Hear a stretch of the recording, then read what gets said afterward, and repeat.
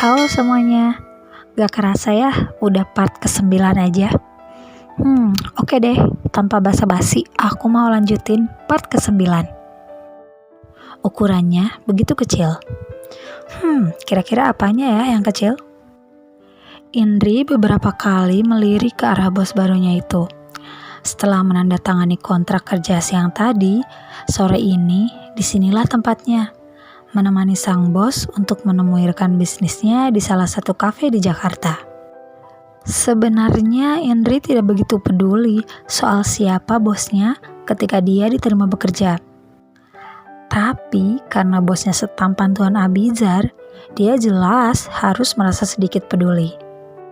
Tidak ada keberuntungan yang paling hakiki kecuali bertemu dengan laki-laki tampan dan luar biasa model begitu, pikir Indri. Tapi ada satu permasalahan serius yang menjadi bebannya sejak pagi tadi. Bisik-bisik tetangga dari Miska membuat dia kehilangan kata-kata. Cukup terkejut dan membuat tingkat penasaran menjadi menggila. Milik laki-laki itu tidak bisa berdiri. Hah? Oh my god. Indri memicingkan sebelah bola matanya. Mencoba menerawang wajah Abizar untuk beberapa waktu. Lantas, dia mencoba menurunkan sedikit kepala dan pandangannya. Tidak bisa berdiri. Bukankah dia sangat kasihan sekali?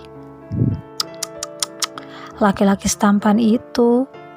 Indri sejenak menghela nafasnya.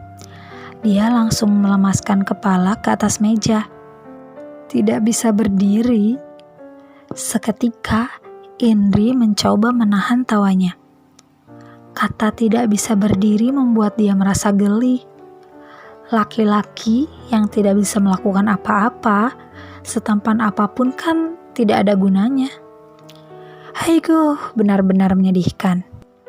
Indri membiarkan kepalanya menyamping sambil menyandarkan pipi kanannya ke atas meja. Sejenak gadis itu memejamkan bola matanya. Aku bisa gila memikirkannya. Oh, Indri, otak, tolong kondisikan ya. Kau, apa yang sedang kau lakukan? Seketika, suara bariton itu memecah keadaan, mengejutkan Indri yang tengah masuk dalam lamunan panjangnya. Seketika, Indri berdiri dari duduknya dan puk. Gadis itu terkejut dan meringis. Kepalanya menabrak dagu laki-laki tersebut. Yah, sang bos ternyata bicara tepat di atas kepalanya. Menjongkokkan sedikit tubuhnya sambil mengerutkan keningnya tadi. Jadi, mana Indri tahu kalau Abizar ada di belakangnya dengan posisi begitu. Jadi bayangkan bagaimana keadaan terjadi ketika dia berdiri. Oh shit. Abizar mengumpat sambil memegangi hidungnya untuk beberapa waktu. Oh Tuhan Pak, maaf Pak. Indri jelas panik. Dengan buru-buru gadis itu mencoba berbalik saat sadar laki-laki itu ada di belakangnya. Meringis kesakitan sambil mengumpat. Niat hati ingin melihat keadaan hidung mancung bosnya yang kena tabrak kepalanya malah membuat heelsnya seketika tertekuk. Hah? Indri tampak panik saat kakinya terasa tertekuk. Seketika dalam hitungan detik, dia mencoba mencari pegangan saat sadar dia akan terjatuh. Indri panik. Seolah-olah tahu gadis itu akan terjatuh dan bakal menimpa dirinya, Abizar buru-buru mencoba menahan tubuh gadis itu dengan kedua tangannya. Sialnya, dia juga tidak bisa menjaga keseimbangan tubuhnya.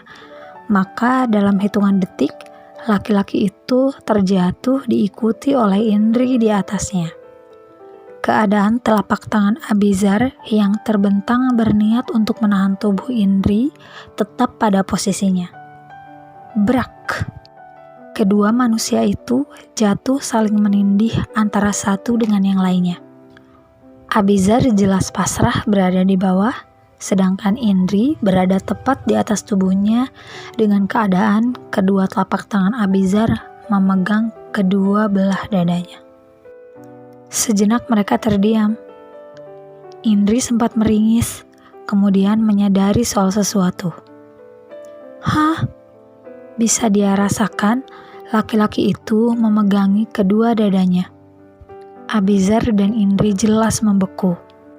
Mereka saling menatap dalam diam untuk beberapa detik lamanya. Ukuran begitu kecil, ucap Abizar tiba-tiba. What? Bayangkan bagaimana ekspresi Indri saat dia sadar kedua dadanya digenggam oleh bos tampannya dan laki-laki itu berkata, ukurannya begitu kecil. Ya! Pekiknya spontan dengan wajah memerah karena malu. Catatan, bayangkan pas adegan ada musik ala Dono Kasino Indro, terus ada tambahan musik jreng jreng jreng. Otak autor pagi ini lagi somplak kayaknya.